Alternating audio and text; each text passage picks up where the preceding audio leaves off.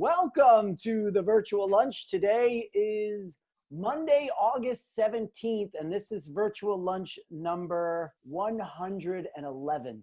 Larry Port, the founder and CEO of Rocket Matter, is joining us. Oh. I knew it was going to be like this. All right. So Rocket Matter is a practice management and time and billing application. Not many people know this, but it's actually kind of the successor to the Dutch East India Tea Company that was started like 500 years ago or something. So now we do legal software. It's just kind of weird evolution. You know, it's funny how things happen. So I guess in reality, like I started this 12 years ago. I am not a lawyer. I'm a software engineer. When you're a software engineer, you have to learn different business domains. Like when I was in graduate school, great thing to know. I didn't even have to pay for my graduate school because I worked for the computer science department and we were doing grants for DARPA, which is like the same organization that sponsored the research that started the internet, right? It's called ARPA then. That's why it was called ARPANET. So in any case, I was working for the school and I worked on Defense Department stuff. After that, I worked for the financial industry and I did trading software like equities and all sorts of crazy stuff like that. And then after that, I did HR and payroll software when I moved to Florida. You know, I was there for a couple of years and I had a lot of friends who were lawyers and they're like, you know what, my software really sucks. And I was looking for something to build. And I'm like, let me see what you're doing. You know, built Rocket Matter and the rest is history. It's weird. A lot of times you talk to software people and their companies went through a major pivot. It hasn't been that case with us. Since day one, it's been legal practice management and time and billing software. A couple of years ago, we rolled in payment processing because do all this invoicing and it just seemed like a logical extension of what we're doing. So that was LexCharge. And so now basically I'm in charge of Rocket Matter and LexCharge and I don't get to code anymore. Now other people are coding. It's interesting. We've actually been studying what's going on because we're able to do anonymous usage research into how the firms are performing. And what we found in April and May, we started to see a drop off in the number of matters created and the number of new clients created in the June timeframe. Up until then, it was normal, which is strange. So it's almost like it was really delayed reaction. We have found an uptick in interest in the payment processing. People want to get paid. So we've been selling LexCharge very successfully during the COVID thing. For Rocket Matter, we're still mostly hitting our quotas. I would say that the sales cycle is, I would call it elongated just because people are slower to make decisions and pull the trigger on investments and things like that. But we're still doing very well there. And there's a couple different factors. Like since we're cloud-based, there were firms that were kind of locked out of their on-prem systems. They didn't even set up remote desktop access. So you'd have these firms that would be using things like Pro Law or PC Law or Time Matters, and they wouldn't be able to access their stuff. So they were forcing their entire staffs to go into the office.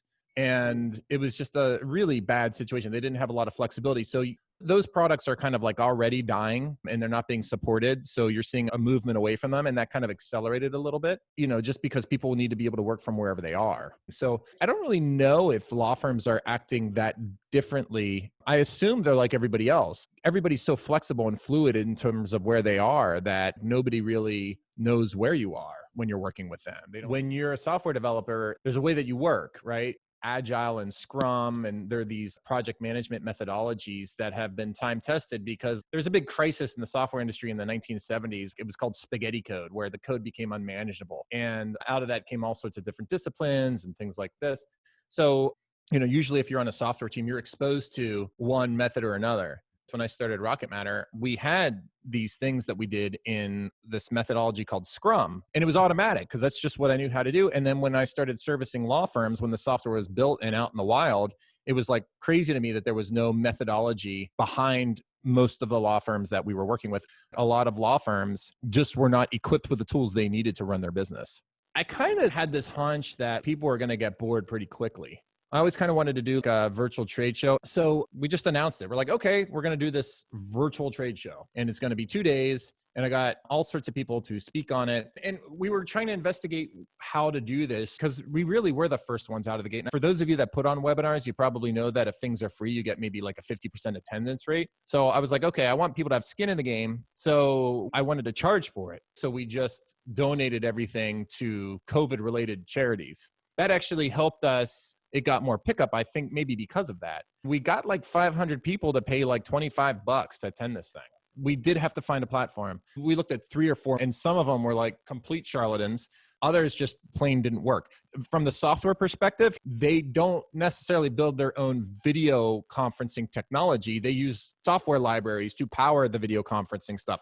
We were looking at this, and with 2 weeks to go before the conference, we're like, you know what? Let's pull the plug. Let's just build our own thing. Let's run it on Zoom because everybody knows how to use Zoom. That's going to minimize the amount of customer support we have to do day of. Then what we had to do is we kind of had to direct traffic. People are going to be popping into sessions, popping out of sessions. So what we did was we built a WordPress site that had all of the speaker bios, had the agenda of what we were going to be doing. And the agenda was a WordPress plugin. And we used that to power things like a modal dialogue to take over the screen. So I wanted to announce to everybody who might just be like loitering that the next session was going to begin. So there was almost airport signage, like to flow control of crowds and so on and so forth. So I will tell you this, that a virtual conference is like a televised football game. When you see it on TV, the guys are lined up, they're right in the middle of the screen. It looks completely organized. When you're shifted around and you're like in the corner of the end zone, it looks like a rugby scrum. It's like and there's drunk people. It's a completely different experience. So virtual conferences are analogous to this. There's a time and place for them going forward. I really do think it's a nice additional revenue center for conference holders to be able to offer a virtual element. The same way that I had this WordPress site that was like the airport signage to direct traffic, you need an MC. And I did the MC stuff. I would like to have had a second MC because it was like very difficult to eat, and any kind of biological functions when you're on camera for like 8 hours at a time is kind of a situation. You need someone to pull, the questions from the audience and make it really interactive that way and just have that continuity from start to finish. I think that's really good. I started the conference. People get to webinars early and late, as you know, if you've done them before.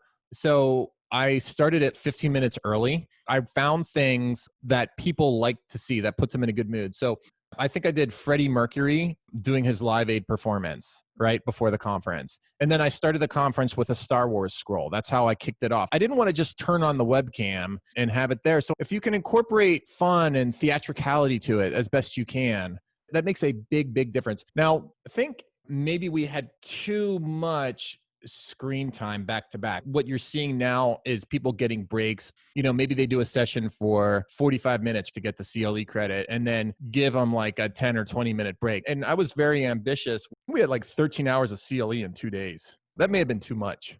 The other thing that we did, we experimented with hour-long sessions, half-hour sessions, and 6-minute sessions, because that I felt was an important test. And for the 6-minute sessions, what I did was I pre-recorded them.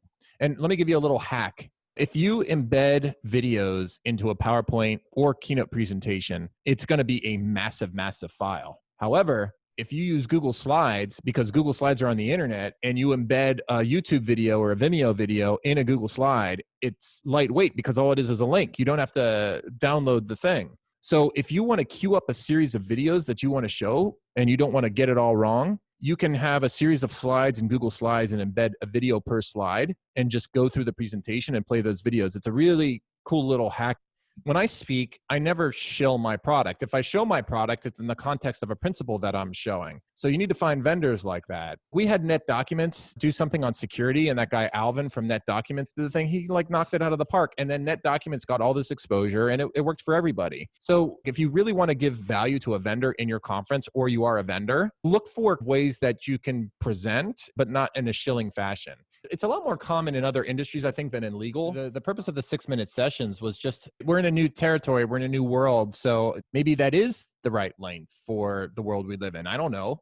Because I did do Ignite style talks before, and they're also called Pecha Kucha talks. And you can pack a lot of information into 6 minutes. I wanted to see if that might be a vehicle that might be successful in this format. It's just like any other kind of conference where you have certain people who will talk more than others and they participate more than others, and other people you have to draw out more. That if this had not happened, it may have taken conference planners a longer time to come to this realization.